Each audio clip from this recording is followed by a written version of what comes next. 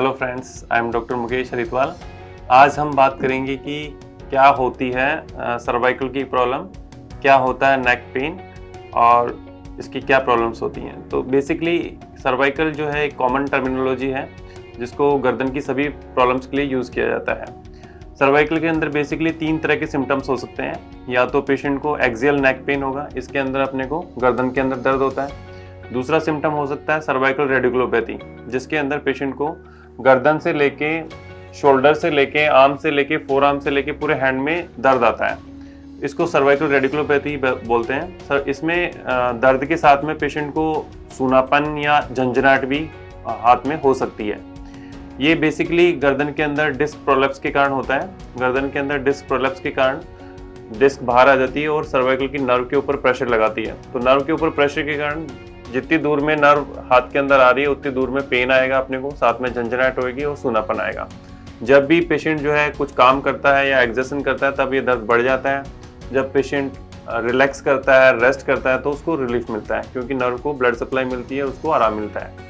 तीसरा basically clinical disease होती है जिसको बोलते हैं सर्वाइकल माइलोपैथी। सर्वाइकल माइलोपैथी के अंदर जब मेन स्पाइनल कॉर्ड के अंदर अपने प्रेशर आ जाता है तो इसके कारण होती है सर्वाइकल माइलोपैथी। सर्वाइकल माइलोपैथी की बेसिकली 5 स्टेजेस होती हैं। स्टेज 1 में पेशेंट को कोई सिम्टम नहीं होते, लेकिन जब हम लोग डॉक्टर जब पेशेंट को एग्जामिन करता है तो हमें साइंस मिलते हैं सर्वाइकल माइलोपैथी के। स्टेज 2 में पेशेंट की चाल थोड़ी धीमी हो जाती है, पेशेंट थोड़ा बैलेंस चलने में पेशेंट को इम्बैलेंस होता है, लेकिन पेशेंट अपना चलता फिरता रहता है और अपने सारे काम करता रहता है। पेशेंट को हल्का फुल्का लिखने में दिक्कत आ सकती है, ये होती है स्टेज 2।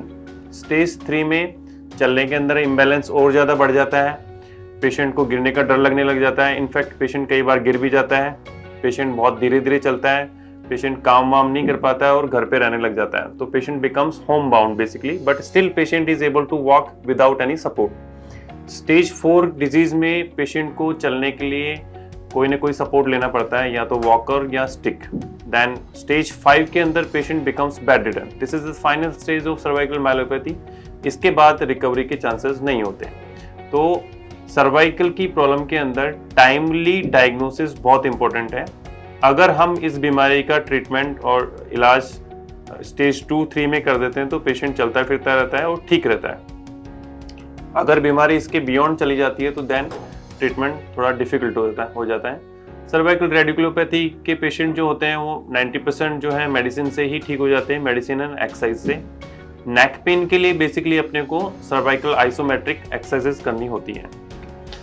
अब नेक पेन जो है यंग एज में और मिडिल एज में बहुत कॉमन है। इसका मोस्ट कॉमन कॉज होता है सर्वाइकल मसल स्पाज्म, बिकॉज आजकल मॉडर्न लाइफ में हम लोग ज़्यादातर लैपटॉप्स पे और डेस्कटॉप पे और इनफैक्ट मोबाइल के अंदर देखते रहते हैं, जिसके कारण अपनी नेक का पोस्चर जो है कंटिन्यूसली बैड पोस्चर में अपनी नेक रहती है, जिसके कारण नॉर्मल पोस्चर जो अपना सर्वाइकल स्पाइन का होता है that is cervical lordosis. But जब अपन आगे देखते हैं तो गर्दन आगे झुकी रहती है and it's constantly in bad posture, जिसके कारण अपनी मसल्स के ऊपर बहुत ज़्यादा स्ट्रेन आता है and muscles goes into muscle strain.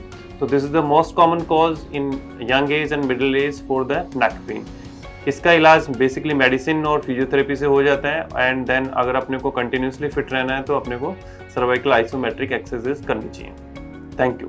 हाँ, जुड़े रहिए हमारे चैनल के साथ आगे डिटेल में जानने के लिए कि क्या होती है सर्वाइकल रेडिकुलोपैथी एंड क्या होती है सर्वाइकल माइलोपैथी। Thank you.